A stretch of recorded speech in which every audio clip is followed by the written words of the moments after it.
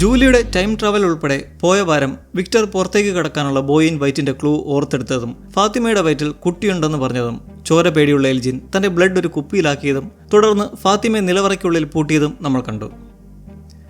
ഫാത്തിമയെ കുടിലിൽ കാണഞ്ഞിട്ട് കാടിനുള്ളിലൂടെ തിരഞ്ഞു നടക്കുകയാണ് ബോയിഡും എല്ലിസും. ഇരുട്ടായി തുടങ്ങി, നാളെ നോക്കാമെന്ന് ബോയിഡ്. അവളില്ലാതെ ഒരു തിരിച്ചുപോക്കില്ലെന്ന് എല്ലിസും. ഫാത്തിമ ടാലിസ്മാനും എടുത്താണ് പോയിട്ടുള്ളതെന്നും സേഫ് ആയിരിക്കുമെന്നും ബോയിഡ് പറയുന്നെങ്കിലും തിരികെ പോകാൻ വിസമ്മതിച്ച് നിൽക്കുന്ന എല്ലിസിനോട് ബോയിഡ് ചൂടാവുന്നു. നമുക്ക് നാളെ അതിരാവിലെ തന്നെ ഇറങ്ങാം, ഇപ്പോൾ നീ വെറുതെ നടന്ന് എന്ത് ചെയ്യും? പെട്ടെന്ന് ബോയിഡിൻ്റെ വലതു കൈക്ക് ഒരു പെരുപ്പ് പോലെ. കൈ കുടയുന്നതുകൊണ്ട് എല്ലിസ്, എന്താ കൈക്കെന്ത് പറ്റി? ഒന്നുമില്ല, നമുക്ക്. പെട്ടെന്ന് ബോയിഡിൻ്റെ കാലും പെരുത്ത് വീഴാനായി പോകുന്നു. എന്തെന്നറിയാതെ എല്ലിസ് തൻ്റെ അച്ഛനെ പിടിച്ചുകൊണ്ട് പോകുമ്പോൾ നിലവറയിൽ ഫാത്തിമ നിലവിലുള്ള സ്ഥലത്ത് അവിടേക്ക് എൽജിൻ എത്തുകയാണ് ഒരു ബാഗുമായി. മുറിയിൽ 3 കുപ്പി നിറയെ രക്തം. എൽജിൻ തൻ്റെ ശരീരത്തിൽ നിന്ന് മൂറ്റിയെടുത്ത ആ ബ്ലഡ്.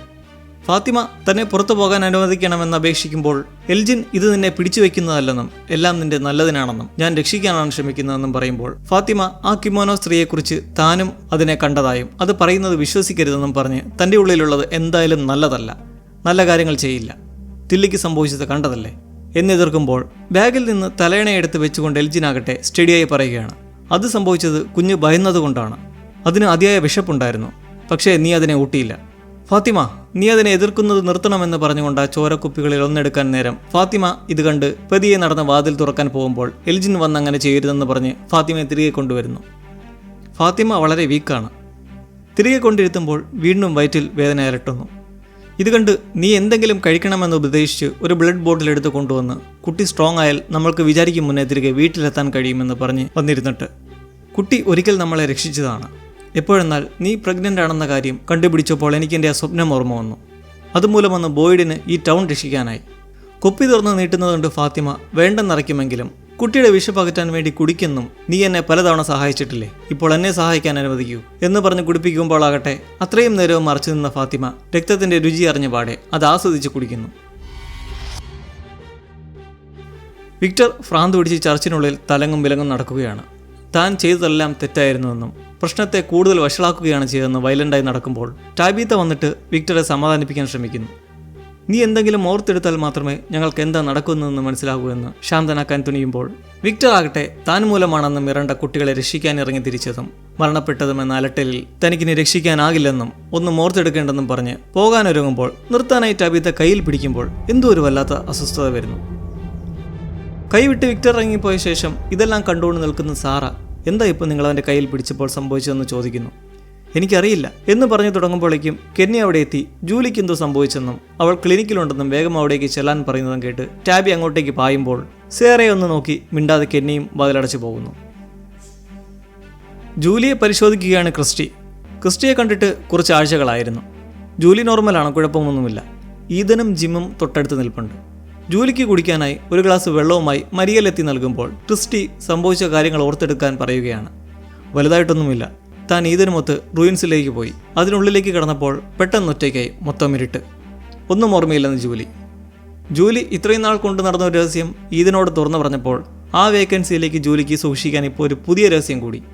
വേറെ ഒന്നും ഓർമ്മയില്ലേ എന്ന മരിയലിൻ്റെ ചോദ്യത്തിന് ഒരു ദുസ്വപ്നം പോലെ എന്തോ കണ്ടതായി തോന്നിയെന്ന് മറുപടി.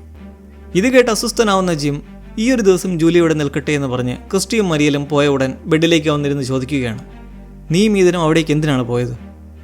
കഴിഞ്ഞ ദിവസം റാൻഡലുമൊത്ത് കാട്ടിലൂടെ പോയപ്പോൾ അവിടെ വെച്ച് കണ്ടൊരു സ്ഥലമാണെന്നും കൗതുകം ലേശം കൂടിയത് കൊണ്ടുപോയതാണെന്നും പറയുമ്പോൾ എന്താ റാൻഡലുമായിട്ടോ എന്ന് ചോദിക്കുമ്പോൾ തന്നെ അവിടേക്ക് ടാബീത്ത ഓടിക്കേറി വന്ന് ജൂലി മകൾക്ക് എന്താ പറ്റിയെന്ന് തിരക്കുമ്പോൾ ഞാനിപ്പോൾ വരാമെന്ന് പറഞ്ഞ് ജിം റാൻഡലിൻ്റെ റൂമിലേക്ക് പോകുന്നു. റാൻഡൽ കണ്ണാടിയിൽ നോക്കി തൻ്റെ കവളിലുള്ള ബാൻഡേജ് മെല്ലെ ഒന്നിളക്കി നോക്കാമെന്ന് വയ്ക്കുമ്പോൾ വീണ്ടും ചീവിടിൻ്റെ ശബ്ദം തലയ്ക്കുള്ളിൽ അസഹനീയമാവുന്നു.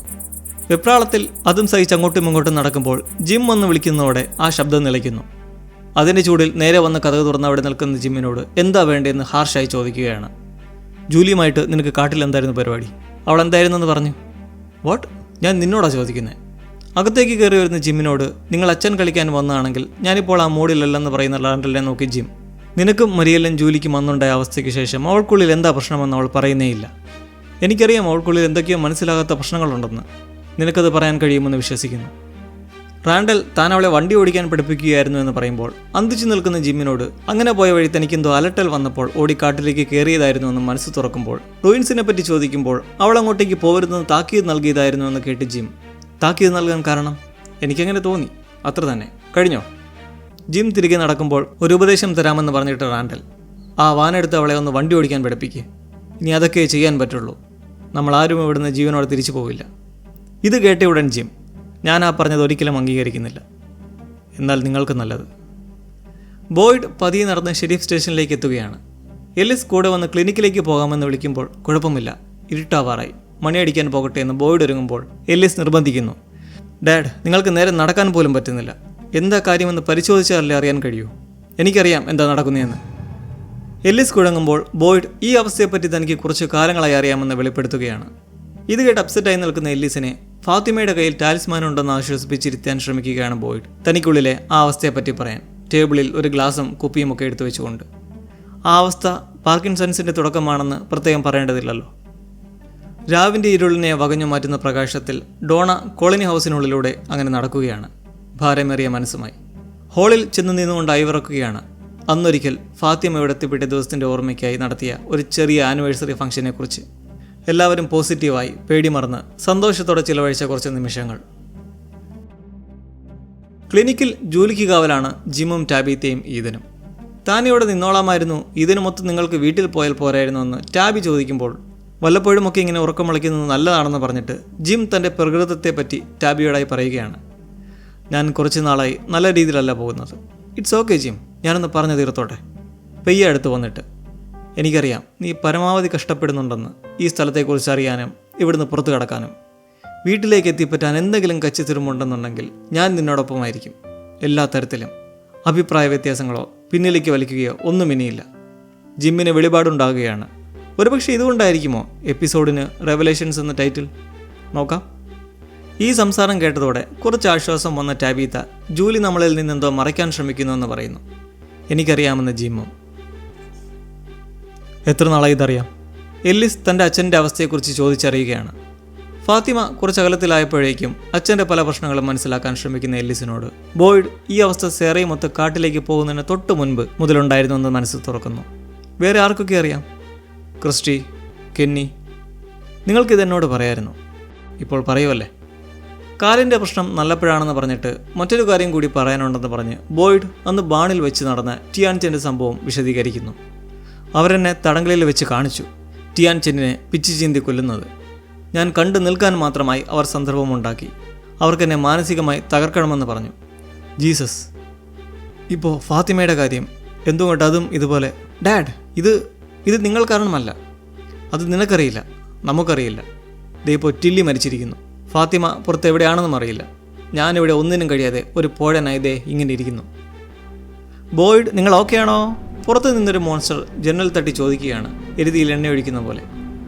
ബോയ്ഡ് കൺട്രോൾ പോയി. നീ എന്താ പറഞ്ഞേ എന്ന് തോക്കുമായി ജനലിൻ്റെ ബ്ലൈൻഡ്സ് മാറ്റി ചൂണ്ടി നിന്റെ നശിച്ച വായടയ്ക്കാൻ പറയുന്നു. മോൺസ്റ്റർ ആകട്ടെ സ്വയം തലയിലേക്ക് വെടിവെക്കാനുള്ള ആംഗ്യം കാട്ടുമ്പോഴേക്കും എല്ലിസ് അവിടെ നിന്ന് മാറി നിൽക്കുമെന്ന് പറഞ്ഞ് ജനൽ മൂടി തിരികെ കൊണ്ടുവന്ന് നിർത്തുന്നു. സേറ വീട്ടിൽ തൻ്റെ സഹോദരൻ്റെ ഓർമ്മയ്ക്കായി സൂക്ഷിച്ചിട്ടുള്ള തകർന്ന ഒരു കളിപ്പാവ പക്ഷത്തെ ചൊട്ടിച്ചു കൊണ്ടുവയ്ക്കുമ്പോൾ എന്തോ വല്ലായ്മ ഫീൽ ചെയ്യുന്നു. തലയ്ക്കുള്ളിൽ വീണ്ടും ശബ്ദമരീചികൾ അലട്ടുമ്പോൾ നിർത്ത്, വേണ്ട, എന്നെ വെറുതെ വിടെന്നും പറഞ്ഞ് ശക്തമായി തലവേദന വന്ന് അവിടെ ഇരുന്നു പോവുകയാണ്. ടൗണിലെ പലർക്കുമുള്ളിൽ എന്താണ് ഇങ്ങനെ നടക്കുന്നത്? ആദ്യം ബോയ്ഡിന് വീണ്ടും പഴയ അലട്ടൽ വന്നു. ഇപ്പോൾ സേറയ്ക്കും വീണ്ടും വന്നിരിക്കുന്നു. ഇടയിൽ ടബീത്തയ്ക്കും പുതിയൊരു സിറ്റുവേഷൻ വിക്ടറെ തൊട്ടപ്പോൾ അതെന്താണെന്ന് വ്യക്തവുമല്ല. അടുത്ത ദിവസം രാവിലെ തന്നെ പമ്മി പതുങ്ങിയ എൽജിൻ ചുറ്റുപാടും നോക്കി നിലവറയ്ക്കുള്ളിലേക്ക് കയറുന്നു. ഫാത്തിമ ഇതേ സമയം കട്ടിലിന് താഴെയുള്ള ഒരു കൂർത്ത കമ്പി ഒടിച്ചെടുക്കാനുള്ള തത്രപ്പാടിലാണ്. വയർ മുമ്പത്തേതിലും വീർത്തിരിക്കുന്നു. പെട്ടെന്ന് തന്നെ എൽജിന് വന്ന് താൻ കിടക്കുന്ന മുറിക്ക് മുന്നിലുള്ള തടി അലമാര നീക്കുന്നത് കേട്ട് ധൃതിയിൽ അത് വലിച്ചെടുത്ത് കൈക്കുള്ളിൽ ഒളിച്ചു വെക്കുമ്പോഴേക്കും എൽജിനകത്തേക്ക് കടക്കുന്നു. കയറിയ പാടെ ഫാത്തിമയുടെ വയർ കണ്ട് സന്തോഷത്തോടെ, ഞാൻ പറഞ്ഞില്ലേ നല്ലവണ്ണം ആഹാരം കഴിച്ചാൽ പെട്ടെന്ന് തന്നെ കുഞ്ഞിങ്ങെത്തില്ലേ എന്ന് പറഞ്ഞ് അവിടെ താൻ കൊണ്ടുവച്ച ഒരു സിമ്പിൾ ഡ്രസ്സ് എടുത്ത് എൽജിൻ ഫാത്തിമ ഇനി അത് ധരിക്കാൻ പറയുന്നു. എന്നെ ഒന്ന് എഴുന്നേൽപ്പിക്കാൻ സഹായിക്കുന്ന ഫാത്തിമ എൽജിനെ അടുത്തേക്ക് വിളിച്ച് എഴുന്നേൽപ്പിക്കാൻ നേരം പെട്ടെന്ന് കയ്യിലുള്ള കൂർത്ത കമ്പി എടുത്ത് കയ്യിൽ വെട്ടി ഓടി പുറത്തേക്ക് കിടക്കാൻ ശ്രമിക്കുന്നു. എന്നാൽ എൽജിൻ പെട്ടെന്ന് തന്നെ കടന്നു പിടിച്ച് തിരികെ എത്തിക്കുന്നു. കഴിഞ്ഞ എപ്പിസോഡിനൊടുക്കം മുതലുള്ള എൽജിൻ്റെ പ്രവൃത്തികൾ അത്ര അങ്ങോട്ട് ദഹിക്കുന്നില്ല. അവന് നല്ലൊരു അടിയുടെ കുറവുള്ളതായി തോന്നുന്നുണ്ട്. അല്ലെങ്കിൽ പിന്നെ എന്തിനാ ഒരിക്കൽ മുക്കിക്കൊല്ലാൻ ശ്രമിച്ച കിമോണസ്ത്രീയുടെ വാക്ക് കേട്ട് ഇതെല്ലാം ഇവൻ ചെയ്തു കൂട്ടുന്നത്? എല്ലിസ് കാലത്ത് തന്നെ ഫാത്തിമയെ തിരക്കി പോകാനുള്ള തത്രപ്പാട്ടിലാണ്. ഒരന്തവുമില്ലാത്ത സ്ഥലത്ത് ഒറ്റയ്ക്ക് നടന്ന് വീഴുന്നതിനേക്കാൾ നമുക്ക് കുറച്ച് ആൾക്കാരെ കൂടെ കൂട്ടി ഒരുമിച്ച് അന്വേഷിക്കാമെന്ന് ബോയ്ഡ് ഉപദേശിക്കുമ്പോൾ സത്യം മനസ്സിലാക്കിയ ഡോണ ഫാത്തിമ ചെയ്ത തെറ്റ് ടൗൺ മൊത്തം അറിയിക്കുമെന്ന് പറഞ്ഞാണ് പോയിട്ടുള്ളത്. അതാലോചിക്കേണ്ട ഒരു പ്രധാന പ്രശ്നമാണ്. എല്ലിസ് ഇക്കാര്യം ബോയ്ഡിനോട് പറഞ്ഞിട്ട് ഇറങ്ങിത്തിരിക്കാൻ നേരം സേറ പെട്ടെന്ന് അവിടേക്ക് എത്തുന്നു. ശല്യപ്പെടുത്തിയെങ്കിൽ ക്ഷമിക്കുക, പക്ഷെ അത്യാവശ്യമായി പോയി എന്ന് സാറ പറയുന്നത് കേൾക്കുമ്പോൾ ഒരു വലിയ അപരാധം ചെയ്തവളാണെങ്കിൽ കൂടി ഒതുക്കിക്കൂട്ടി ഒറ്റപ്പെടുത്തുന്ന രീതി നല്ലതായി തോന്നുന്നില്ല. കഴിഞ്ഞ കുറച്ച് എപ്പിസോഡുകളിലായി സേറയുടെ ഒരു അലിവ് തോന്നാത്തവർ ചുരുക്കമായിരിക്കും. എന്തായാലും സേറ എത്തിയിരിക്കുന്നത് ഫാത്തിമ ഓക്കെയാണോ എന്ന് ചോദിച്ചറിയാനാണ്. അവളെ കാണാനില്ല, ശരിയല്ലേ? ഉടൻ എല്ലിസ്, നിനക്കിതേപ്പറ്റി എന്തറിയാം? പറ, നീ എന്താ അവളെ ചെയ്തതെന്ന്. അടുത്തേക്ക് അരിശത്തോടെ ചെല്ലുമ്പോൾ ബോയ്ഡ് പിടിച്ചു നിർത്തുന്നു.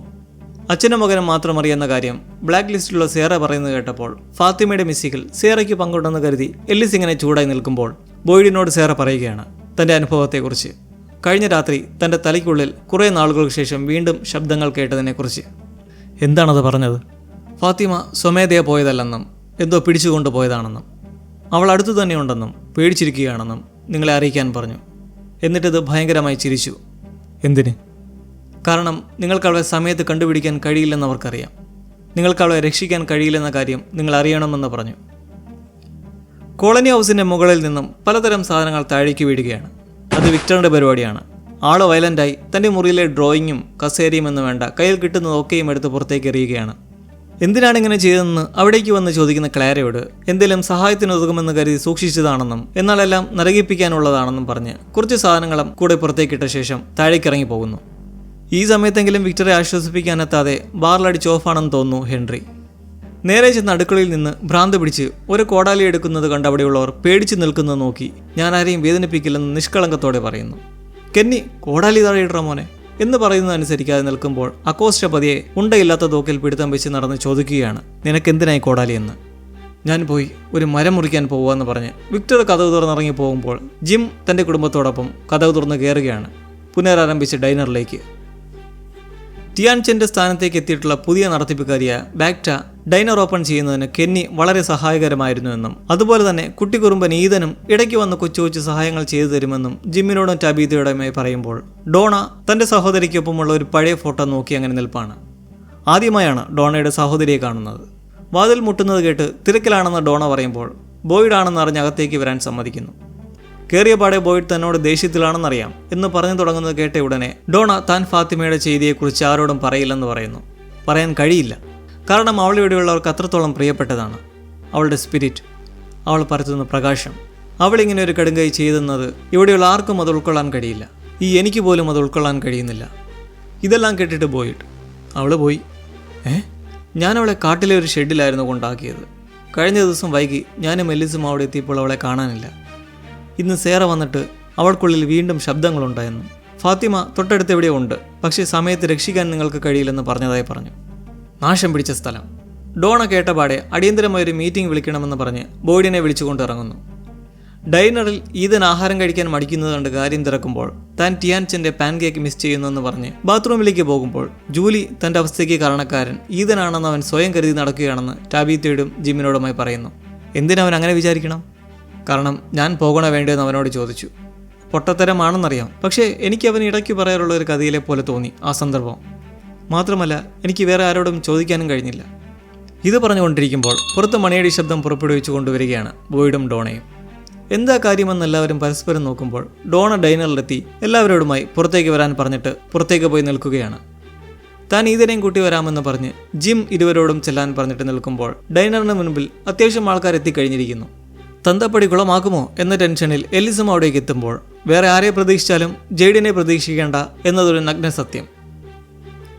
ടില്ലിയുടെ മരണത്തെപ്പറ്റി ഉത്തരങ്ങളൊന്നും കിട്ടിയിട്ടില്ലെന്ന ഡോണയുടെ ഒരു ഇൻട്രൊഡക്ഷന് ശേഷം ബോയ്ഡ് കാര്യത്തിലേക്ക് വരികയാണ്.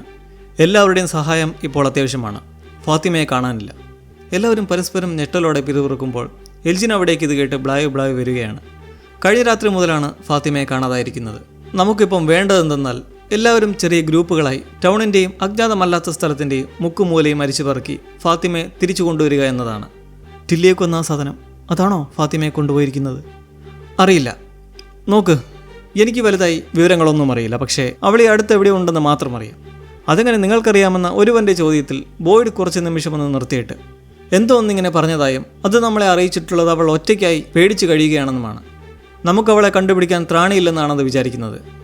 പറഞ്ഞത് സേറയാണെന്നറിഞ്ഞാൽ ആ നിമിഷം എല്ലാവരും അവരുടെ പാട്ടിന് പോകുമെന്ന് ബോയ്ഡിനറിയാം. ഇത് പറഞ്ഞിട്ട് ടാലിസ്മാൻ പൊക്കി കാണിച്ചുകൊണ്ട് ഇത് നമ്മൾക്കില്ലാത്തൊരു കാലമുണ്ടായിരുന്നുവെന്നും എല്ലാവരും മരണത്തെ പിടിച്ച് ഓരോ നിമിഷവും കഴിച്ചു കൂട്ടുന്നതിൽ നിന്നും ഇപ്പോൾ കുറച്ച് ധൈര്യത്തോടെ ഇരിക്കാൻ സാധ്യമായത് ഇതുമൂലമാണെന്ന് പറഞ്ഞിട്ട് വീണ്ടും എന്നാൽ ഇപ്പോൾ അവർ നമ്മളെ വീണ്ടും തകർക്കാൻ ഇറങ്ങിയിരിക്കുകയാണ്. അതുകൊണ്ട് നിങ്ങൾക്കൊന്നുകിൽ വെറുതെ കിടന്ന് മരണത്തിന് കീഴടങ്ങാം, അല്ലെങ്കിൽ നമുക്ക് ഇവരോടായി പറയാം, പോയി നശിക്കടാ നാശങ്ങളെ എന്ന്. എല്ലാവരിലും കുറച്ച് ഉത്സാഹമൊക്കെ വരുന്നത് കണ്ട് നമ്മൾ നമ്മുടെ ജീവിതം തിരിച്ചെടുക്കാൻ പോവുകയാണെന്ന് പ്രചോദിപ്പിച്ച് അവരെ തിരയാനായി പറഞ്ഞു വിടുന്നു. ഫാത്തിമയെ കണ്ടെത്തിയാൽ നിരവധി ചോദ്യങ്ങൾ ഉണ്ടാകുമെന്നതുകൊണ്ട് നമുക്ക് തന്നെ അവളെ കണ്ടുപിടിക്കാൻ സാധിച്ചാൽ അത്രയും നല്ലതെന്ന് പറഞ്ഞ് ബോയ്ഡ് എലിസിനെ മറ്റു വഴിക്ക് പറഞ്ഞുവിട്ട് കെന്നിയെ കൂടെ കൂട്ടുന്നു. ജിം ഈദനുമായി പോകുമ്പോൾ ജൂലി ടാബിത്തയ്ക്കൊപ്പം പോകുന്നു. എൽജിൻ ഒറ്റയ്ക്ക് നിൽക്കുന്ന എല്ലിസിനെ വിളിച്ചുകൊണ്ട് പോകുന്നു. അതിലെന്തോ ഒരു പന്തികേടുണ്ടല്ലോ. ഫാത്തിമ ഈ നടക്കുന്നതൊന്നും അറിയാൻ കഴിയാതെ എൽജിൻ കൊടുത്ത ഡ്രസ്സും ധരിച്ച് വേദന സഹിച്ച് വിഷമിക്കുകയാണ്. വീഴുന്ന ഫാത്തിമ തറയിൽ കവാടം പോലെ എന്തോ ഒന്ന് കാണുകയാണ്. വലിച്ചെടുക്കാൻ ശ്രമിച്ച് പരാജയപ്പെടുന്നതിനെ തുടർന്ന് വേഗത്തിൽ അവിടെയുള്ള മണ്ണ് നീക്കി മാറ്റുമ്പോൾ കാട്ടിൽ ഡോണ അക്കോസ്റ്റിയമൊത്താണ് തെരച്ചിലിറങ്ങിയിട്ടുള്ളത്. എന്തോ എന്ന് പറഞ്ഞെന്ന പേരിൽ അന്വേഷിക്കുന്നതിൽ അർത്ഥമില്ലെന്ന് പറയുന്ന അക്കോസ്റ്റിയോട് അത് സേറയാണ് പറഞ്ഞതെന്ന് ഡോണ പറയുമ്പോൾ അടുത്ത വർത്തമാനം, അവളെ എന്തിനാണ് നിങ്ങൾ വിശ്വസിക്കുന്നതെന്നും ഇനി ടില്ലയെ കൊന്ന് ഫാത്തിമയെ ബന്ധിച്ച് വെച്ചിരിക്കുന്നത് സേറ ആയിരിക്കില്ലേ എന്ന സംശയം അക്കോസ്റ്റിക്ക്.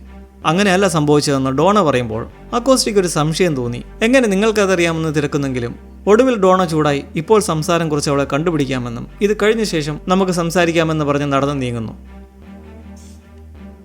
ബോയ്ഡുമായി നടക്കുന്ന കെന്നി ബോയ്ഡിന്റെ പാർക്കിൻസൺസ് ലക്ഷണങ്ങൾ കണ്ട് കാര്യം തിരക്കുകയാണ്. ഈ കണ്ടീഷൻ മുമ്പത്തേതിലും വേഗമായി ശരീരത്തെ ബാധിക്കാൻ തുടങ്ങിയിരിക്കുന്നുവെന്നും ഒരുപക്ഷെ താൻ വീണുപോയാൽ തന്റെ സ്ഥാനം ഏറ്റെടുക്കാൻ നീ ഉണ്ടാകണമെന്ന് ബോയ്ഡ് കെന്നിയെ പറഞ്ഞ് ഏൽപ്പിക്കുന്നു. തലതെറിച്ച അക്കോസ്റ്റയോ മറ്റാരുമല്ല, നീ എൻ്റെ സ്ഥാനത്ത് നിൽക്കണം. എൻ്റെ ഈ കുടുംബം സുരക്ഷിതമാണെന്ന് എനിക്ക് ഉറപ്പുവരണമെങ്കിൽ നീ ആയിരിക്കണം അവിടെ ഉണ്ടാകേണ്ടത്. കെന്നി മുഖത്തേക്ക് നോക്കി, ഞാൻ നിങ്ങളുടെ ബാഡ്ജ് എടുക്കില്ല. കെന്നി, പക്ഷേ നിങ്ങൾക്ക് ഇപ്പോൾ ഒരു ഡെപ്യൂട്ടിയുടെ ആവശ്യമുണ്ടെന്നുണ്ടെങ്കിൽ ഞാൻ ആ സ്ഥാനത്തേക്ക് വീണ്ടും എത്താൻ തയ്യാറാണ്. ശരി. ഇരുവരും നീങ്ങുന്നു. ജെയ്ഡ് ഇതേ സമയം സ്വന്തമായൊരു ബോട്ടിൽ ട്രീ നിർമ്മിക്കുകയാണ് ബാർ വീടിന് പിറകിലായി. മുകളിലാകട്ടെ ക്രിസ്റ്റഫറും ജാസ്പറും. ജെയ്ഡിൻ്റെ മറ്റൊരു വിഷൻ, നിങ്ങൾക്ക് വേറൊരു പണിയുമില്ലേ? കണ്ടു മടുത്തു, ഇനിയും പേടിയൊന്നും വരില്ല, എന്തേലും പുതിയതുമായി വാ എന്ന് പറഞ്ഞ് രാവിലെ തന്നെ ജെയ്ഡ് അവരുടെ കയ്യിൽ നിന്ന് കിട്ടേണ്ടത് കിട്ടി താഴെ എത്തുമ്പോൾ ഹെൻറി അവിടേക്കെത്തി ബോയ്ഡിന്റെ മരുമകളെ തേടി എല്ലാവരും നടക്കുകയാണെന്നും നമുക്കൊരുമിച്ചൊന്ന് പോയി നോക്കിയാലോ എന്ന് താല്പര്യപ്പെടുന്നു. വരുന്നില്ലെന്ന രീതിയിൽ നടക്കുമ്പോൾ വിക്ടറെ പറ്റി സംസാരിക്കാമെന്ന് പറയുന്നത് കേട്ട് ഹെൻറി ഒന്ന് നിൽക്കുന്നു. വിക്ടർ ആ കോടാലിയും എടുത്തെത്തിയിരിക്കുന്നത് കാട്ടിലെ ആ ബോട്ടിൽ ട്രീ മുറിച്ചു കളയാനാണ്. അത് വെട്ടുമ്പോൾ പൊടുന്നനെ ബോയ് ഇൻ വൈറ്റ് അരുത് എന്ന് പറഞ്ഞ് പ്രത്യക്ഷപ്പെടുന്നു. ചെക്കൻ വല്ലാണ്ട് വളർന്നു. അങ്ങനെ നീ ചെയ്യരുതെന്നും അത് വളരെ പ്രധാനമാണെന്നും വിക്ടറിന്റെ മരം വെട്ടലിനെ ചെക്കൻ എതിർക്കുമ്പോൾ തിരിച്ച് ഈ മരങ്ങളൊക്കെ നല്ലതിനു വേണ്ടിയല്ലെന്നും എൻ്റെ സുഹൃത്താവേണ്ട നീ എന്തുകൊണ്ടെന്നെ സഹായിക്കുന്നില്ലെന്ന് വ്യാകുലതപ്പെടുമ്പോൾ ആ ബാലൻ, ഞാൻ നിന്റെ സുഹൃത്ത് തന്നെയാണ്, രക്ഷിക്കാൻ ഞാൻ ഒരിക്കൽ ശ്രമിച്ചു ക്രിസ്റ്റഫറെ വെച്ച്. ഇനി എനിക്ക് തോന്നുന്നത് നിങ്ങൾ സ്വയം പഠിച്ചെടുക്കണം, സ്വമേധയെ അറിയണം. ഇക്കഴിഞ്ഞ കൊല്ലമൊക്കെയും ഒരേപോലെ തന്നെയായിരുന്നു നീ, ഇപ്പോൾ മാറിയിരിക്കുന്നുവെന്ന് വിക്ടർ പറയുന്നത് കേട്ട് എല്ലാം മാറിക്കൊണ്ടിരിക്കുകയാണെന്നും ആ മരം ഒരിക്കലും മുറിക്കരുതെന്നും പറഞ്ഞ ബാലൻ തിരിച്ചു നടന്നു പോകുന്നു. പോകരുതെന്ന് വിക്ടർ അപേക്ഷിക്കുന്നത് കേൾക്കാതെ. എൽജിൻ എലിസിന് പുറകെ കാട്ടിലൂടെ നടക്കുന്നു. കുട്ടിക്കാലത്ത് താനിതുപോലെ ഒളിച്ചുകളി നടത്തിയ ഓർമ്മകൾ പറഞ്ഞുകൊണ്ട്. കാരണം എൽജിന് യാതൊരുവിധ ടെൻഷനുമില്ല. ഫാത്തിമ എവിടെയാണെന്നും എന്തിനു വേണ്ടിയാണുള്ളതെന്നും കക്ഷിക്കറിയാം. ഇതൊരു കളിയായിട്ടാണെന്ന് എനിക്ക് തോന്നുന്നതെന്ന് കുറ്റപ്പെടുന്ന എലീസ് തൻ്റെ അമ്മ ഇവിടെ മരണപ്പെട്ട പോലെ ഫാത്തിമയ്ക്കൊരവസ്ഥ ഉണ്ടാകരുതെന്ന് പറഞ്ഞ് നീങ്ങുകയാണ്. നിങ്ങളുടെ അമ്മയും ഇവിടെ വെച്ച് മരണപ്പെട്ടോ എന്ന് ചോദിച്ചു കുഴങ്ങി നിൽക്കുന്ന എൽജിൻ. ഈതനെ കൂട്ടി ജിം അവരുടെ ആർവിയുടെ അടുത്തേക്ക് അന്വേഷിച്ചെത്തിയിരിക്കുകയാണ്. അകത്തേക്ക് കയറി നോക്കിയിട്ട് ആദ്യം വന്ന സമയം നീ ഇതിനുള്ളിൽ കിടന്ന് കുറേ വേദന തിന്നിട്ടുണ്ടെന്ന് ഈതനെ ഓർമ്മപ്പെടുത്തി ജിം മനസ്സ് തുറക്കുന്നു. എല്ലാം എൻ്റെ തെറ്റുമൂലമാണെന്ന് തോന്നി. ഞാനായിരുന്നില്ല വണ്ടി ഓടിച്ചത്. ഈ നിമിഷം വരെ എനിക്ക് എന്നോട് പൊറുക്കാൻ കഴിഞ്ഞിട്ടില്ല. അത് അച്ഛൻ്റെ കുറ്റമല്ല, മറിച്ച് പേടിച്ചിട്ടാണെന്നും അച്ഛനാൽ കഴിയുന്ന പരമാവധി ചെയ്തിട്ടുണ്ടെന്നും ഈതൻ പറയുമ്പോൾ, അങ്ങനെ തന്നെയല്ലേ മോനെ നീ ജൂലിയോട് റൂയിൻസിൽ വെച്ച് ചെയ്തത്? നിന്നാൽ കഴിയുന്ന രീതിയിൽ നീ ശ്രമിച്ചതല്ലേ എന്ന് ഈതൻ്റെ കുറ്റബോധം മനസ്സിനെ മാറ്റിയെടുക്കാൻ ശ്രമിക്കുന്നു ജിം. നമ്മൾ സ്വയം കുറ്റപ്പെടുത്താനുള്ള അവസരം ഉണ്ടാക്കുകയാണ് ഈ സ്ഥലം ചെയ്യുന്നത്. നമ്മൾ അതിനെ അതിജീവിച്ച് ഇവിടെ ഉണ്ടാകുന്ന പ്രശ്നങ്ങളെ എങ്ങനെ നേരിടുന്നു എന്നതിലാണ് കാര്യം നമ്മുടെ ആ തീരുമാനം.